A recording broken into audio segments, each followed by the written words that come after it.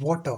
Water is essential for all life form on Earth, serving as the foundation for ecosystems, human health, and economic development.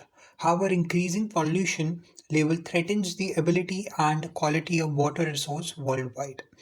In response to this challenge, the Government of India enacted the Water Prevention and Control of Pollution Act 1974 to regulate and mitigate water pollution across the country.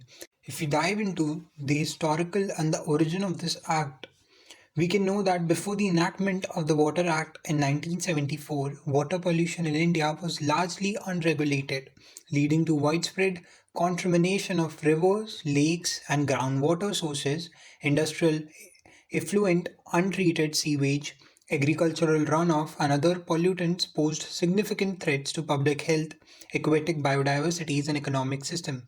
Recognizing the urgent need for comprehensive legislation to address these issues, the Indian government introduced the Water Act to establish regulatory framework for pollution control and prevention.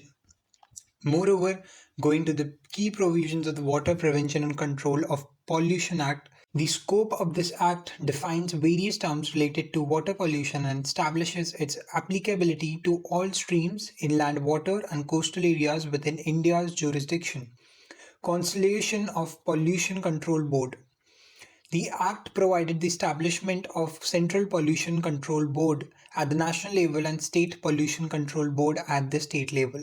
These statutory bodies are entrusted with the responsibility of implementing pollution control measures, issuing permits, conducting research, and monitoring water quality. Pollution control measures involves control board to prescribe the standards for the quality of water and effluent discharged into water bodies. It also outlines the procedure for obtaining consent for establishing and operating industries which are required to install pollution control equipment to minimize their environmental impact. Monitoring and inspection has been a very important role in this control board to conduct regular inspection of industries, sewage treatment plants, and other facilities to ensure compliance with pollution control norms. The non-compliance may result in penalties, fines, or closure of offending units. The power of entry and sampling are officially granted power of entry, inspection, and sampling to assess water quality, investigate pollution incidents, and gather evidence for legal proceeding against polluters. The Act also encourages public participation in pollution control efforts by facilitating public hearing, consultation, and dissemination of information on water pollution issues. It also mandates the publications of annual reports by Pollution Control Board to enhance transparency and accountability.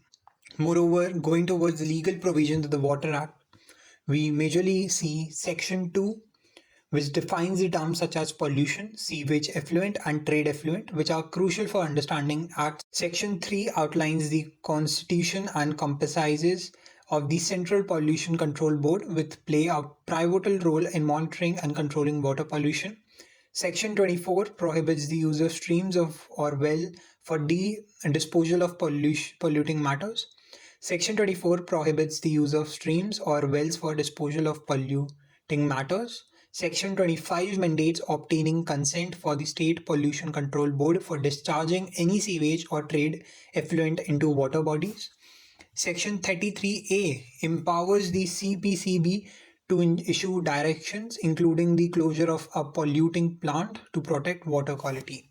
Moreover, if we see the significance and the impact of this Water Act 1974, it represents a significant milestone in India environmental legislation, laying the groundwork for comprehensive pollution control measure nationwide.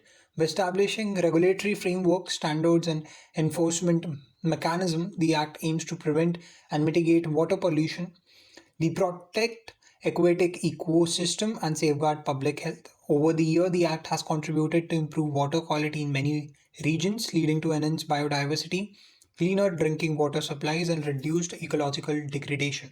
Moreover, there are also challenges and future directions. Despite its achievement, the implementation of Water Act faces numerous challenges, including inadequate infrastructure, resource constraint, bureaucratic inefficiency, and insufficient enforcement mechanisms. Addressing these challenges require concert efforts from government agencies, industries, civil society organizations, and public at large.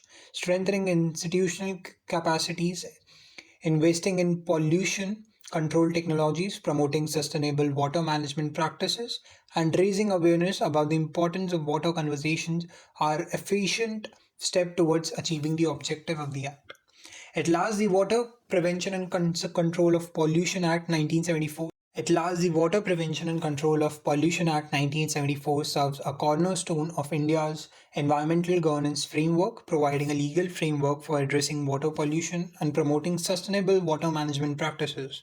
As the country grapples with mounting environmental challenges and growing water scarcity concerning effective implementation of the Act remains crucial for ensuring the applicability of clean and safe water for present and future generation. Through collaborative efforts and collective action, India can continue its journey towards achieving water security, environmental sustainability, and inclusive development. Thank you. This was Garvit Bansal signing off.